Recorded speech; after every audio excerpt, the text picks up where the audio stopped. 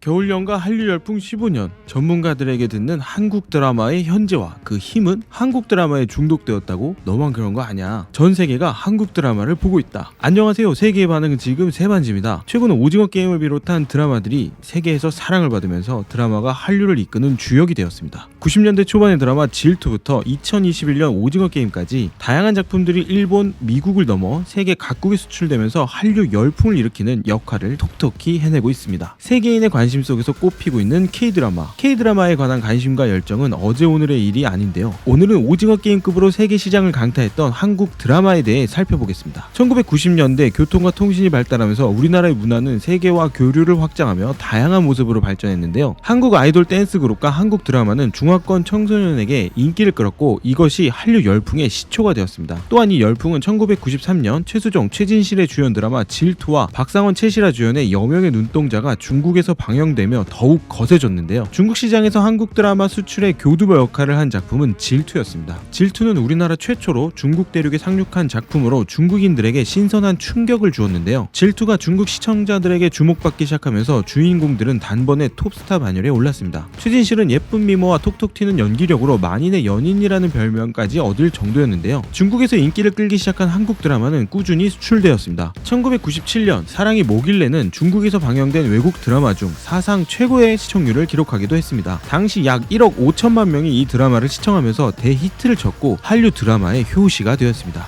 1998년에는 안재욱, 차인표, 신혜라 주연의 별은 내 가슴에가 중국과 동남아에서 인기를 끌었는데요. 별은 내 가슴에 역시 중국에서만 1억 5천만 명 이상이 시청하며 선풍적인 인기를 끌었습니다. 드라마의 높은 인기는 한류 스타의 탄생으로 이어지기도 했습니다. 중국에서 안재욱이 연 콘서트에는 5만여 명 이상의 관객이 몰렸으며 심지어 중국 학교 시험 문제에서 안재욱에 대해 서술을 하라는 문제가 나올 정도였다고 합니다. 한편 한류의 중심에서 한국을 가장 널리 알린 드라마를 꼽자면 가을 동화를 빼놓을 수 없는데요. 2000년에 방영된 가을 동화는 20년이 지난 지금까지도 중국, 일본 등에서 여전히 가장 감동적인 드라마로 손꼽히고 있습니다. 이집트에서는 가을 동화가 방영된 이후 배우를 초청할 수 있게 해달라, 재방영할 수 있게 해달라, 배우를 살려달라 등의 내용이 담긴 수많은 이메일과 전화가 몰리는 해프닝까지 일어날 정도로 큰 인기를 끌었다고 합니다. 가을 동화에 이어 윤석호 감독의 4계절 시리즈 중 하나인 겨울연가 역시 큰 히트를 쳤습니다. 겨울연가는 일본에서 신드롬이라고 할 만큼 폭발적인 사랑을 받았는데요. 남자 주인공 역을 맡았던 배용준에게 일본 팬들은 왕족에게만 붙였던 이름인 사마를 붙여 윤사마라 부르기도 했습니다. 배용준이 처음에 일본에 방문했을 당시 그의 얼굴을 실제로 보기 위해 몰린 현지 팬들로 인해 공황이 마비되고 부상자까지 나왔다고 합니다. 한류의 정점을 찍은 가을 동화와 겨울 연가에 대해 해외 팬들은 어떤 반응을 보이고 있을까요? 제1차 한류 붐이 일대였죠. 저는 겨울 연가를 보고 윤사마에게 푹 빠졌습니다. 가을 동화는 멋진 드라마예요. 지금 봐도 재밌을 거예요. 오랜 세월이 흘렀지만 이 드라마는 여전히 사람을 울게 만든다. 꼬마 배우들의 연기력은 가히 최고였다. 이 드라마가 유행했을 때 난 너무 어려서 드라마 내용을 이해하지 못했었는데 지금 보니까 정말 좋은 드라마다.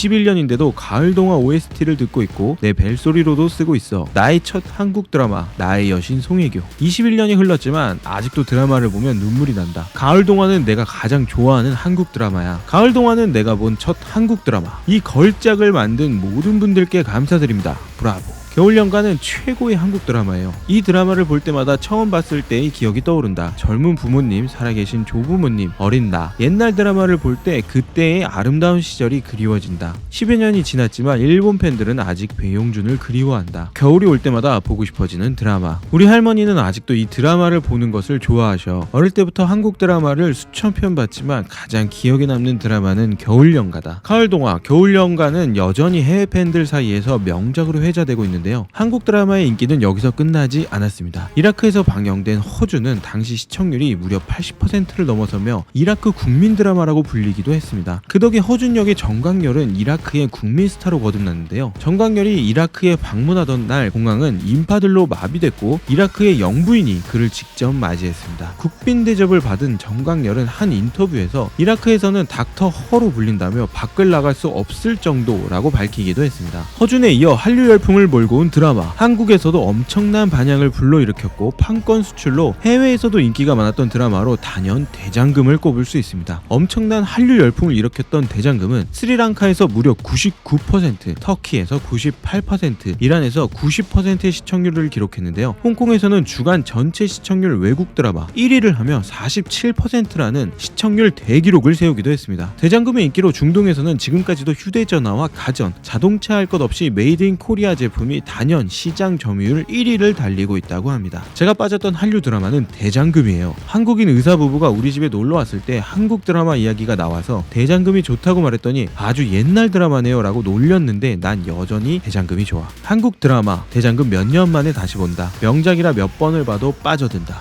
이영애 너무 예뻐서 부러워. K-팝이 유행하기 전부터 대장금을 보고 한국 문화에 빠져들었어. 대장금은 아마 지금까지 만들어진 한국 드라마 중 최고일 것이다. 대장금은 인도 사람들에게 정말 특별해요. 이 시리즈에는 많은 추억이 담겨 있어요. 이 드라마는 한국이 우리에게 준 가장 아름다운 선물이에요. 우리의 어린 시절을 아름답게 만들어 주었어요. 대장금은 예전에 스리랑카에서 인기가 정말 많았어요. 이제는 17살이 되었는데 한국의 역사 드라마가 너무 매력적이고 아름다워서 여전히 즐겨봐요. 사상 최고의 한국 사극, 역대 최고의 한국 여배우. 2021년 대장금은 여전히 내가 가장 좋아하는 드라마로 남아있다. 시간이 많이 지나도 모든 이들에게 영감을 주는 이야기다. 드라마 전주가 눈물나게 좋다. 예고편과 본방을 꾸준히 봤다. 이렇게 좋아했던 한국 드라마는 없었다. 한국 사극에 대한 사랑이 이렇게나 대단했다니 역시 좋은 드라마에는 국경이 없다. 이영애는 내가 본 사람 중 가장 아름다운 한국 여성이다. 우리 가족이 함께 본 유일한 한국 드라마. 이 드라마는 아시아에서 인기가 정말 많았어. 대장금 이후 2000년대에는 천국의 계단, 풀하우스, 궁, 태왕사신기, 아내의 유혹, 꽃보다 남자, 시크릿 가든 등이 중국을 비롯해 대만, 태국, 필리핀, 싱가포르 등의 지역에 줄줄이 수출되면서 한류 드라마 명맥을 이어갔습니다. 이 중 태왕사신기는 요은사마의 저력을 톡톡히 느낄 수 있었던 작품이기도 합니다. 2007년 당시 일본에서 태왕사신기는 일본 전역의 극장에서 개봉되었으며 애니메이션으로까지 제작되었다고 합니다. 또한 대만 공영방송인 CTV에서는 편당 3만 달러로 판권을 구입해 대만 드라마 사상 최고가의 수출이 된 드라마로 꼽히기도 했습니다. 국내에서 인기를 끌었던 해를 품은 달 역시 한류 드라마 열풍에 일조했는데요. 정확한 해외 판권 수출 액수가 공개되지는 않았으나 아시아를 중심으로 편당 약